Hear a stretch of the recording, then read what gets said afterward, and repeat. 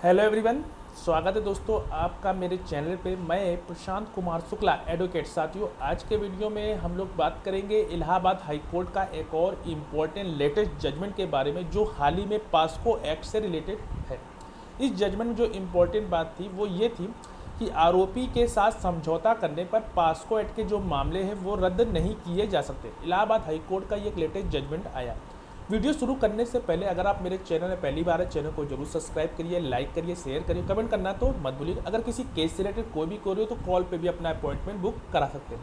आइए जानते हैं इस इम्पोर्टेंट जजमेंट के इसके इम्पोर्टेंट फैक्ट को। इलाहाबाद उच्च न्यायालय ने हाल ही में कहा कि पास्को एक्ट 2019 के तहत जिसे विशेष कानून माना जाता है, केवल अभियुक्त और अभियोक्ता पीड़ित के बीच जो समझौते के आधार पर अपराधों को खारिज नहीं किया सकता। एक बार जब नाबालिग अभियोक्ता की सहमति अपराध के पंजीकरण के लिए सारहीन होती है तो ऐसी सहमति अभी भी समझौते के लिए सभी चरणों में सभी व्यवहारिक उद्देश्यों के लिए सारहीन रहेगी, केवल इसलिए कि नाबालिग अभियोक्ता बाद में आवेदक के साथ समझौता करने के लिए सहमत हो गया है और कार्रवाई को रद्द करने के लिए पर्याप्त नहीं होगा। सिंगल जज ने आईपीसी की धारा 376, 313 और पास्को एक्ट की धारा के तहत आरोपियों के खिलाफ आपराधिक कार्रवाई पर रोक लगाने की मांग करने वाली जो याचिका उसको खारिज करते हुए टिप्पणी की। आइए जानते हैं इस केस के इम्पोर्टेंट फैक्ट को, इम्पोर्टेंट पृष्ठभूमि को, कि मामले की पृष्ठभूमि है क्या।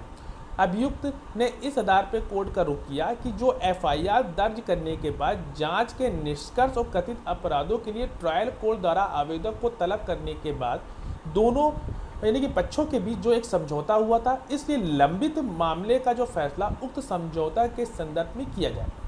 विरोधी पक्ष नंबर जो 2 है वो पीड़ित के वकील ने आरोपी की याचिका का समर्थन किया। दूसरी ओर आरोपी के जो आवेदक की याचिका का विरोध करते हुए राज्य के वकील ने यह भी प्रस्तुत किया कि आरोपी के खिलाफ आरोप पीड़िता के 3 साल की अवधि में यौन उत्पीड़न के अधीन करने के इर्द गिर्द घूमती है, जिसमें पीड़िता के कथित अपराध के दौरान लगभग 15 वर्ष की थी। यह भी तर्क दिया गया कि चूंकि घटनाओं के समय पीड़िता नाबालिग थी, इसलिए विभिन्न संबंधित धाराओं के तहत आरोप पत्र दायर किया गया था और निचली अदालत ने आवेदक के खिलाफ प्रथम दृष्टया जो अपराध पाए जाने के बाद उसे तदनुसार तलब किया। आगे ये भी तर्क दिया गया कि याचिका को खारिज कर दिया जाना चाहिए क्योंकि इस प्रकृति के मामले समझौते पर विचार नहीं किया सकता। कोर्ट की क्या टिप्पणी थी, आइए वो जानते हैं। शुरुआत में नरिंदर सिंह बनाम पंजाब राज्य 2014 के मामले में सुप्रीम कोर्ट के फैसले का उल्लेख करते हुए हाई कोर्ट ने कहा कि भ्रष्टाचार निवारण अधिनियम जैसे विशेष कानून के तहत किए गए जो अपराध को रद्द नहीं किया सकता, केवल पीड़ित और अपराधी के बीच समझौते के आधार पर अभियोजन को रद्द नहीं किया जा सकता है।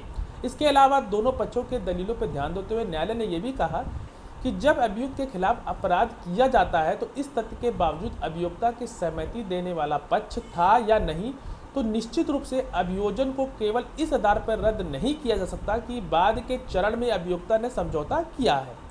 इस प्रकार यह भी स्पष्ट है कि जहां आरोपी बलात्कार के अपराध के लिए मुकदमे का सामना कर रहा है तो किसी भी परिस्थिति में समझौता करने का तथ्य उसके लिए किसी भी मदद नहीं हो सकता है।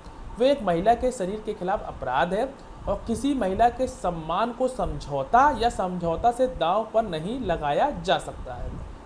यह देखते हुए आवेदक के खिलाफ कथित अपराध समनीय नहीं है। नतीजन जो कोर्ट ने इस याचिका को खारिज कर दिया। तो इस केस में यानी कि इस जजमेंट में जो इम्पोर्टेंट बात ये थी कि आरोपी के साथ समझौता करने पर जो पास्को एक्ट के जो मामले हैं उसे रद्द नहीं किए जा सकते। आशा करते हैं ये वीडियो आपको अच्छा लगा होगा। लाइक शेयर कमेंट करना तो मत भूलिए। मिलते हैं एक नेक्स्ट वीडियो में, तब तक के लिए धन्यवाद।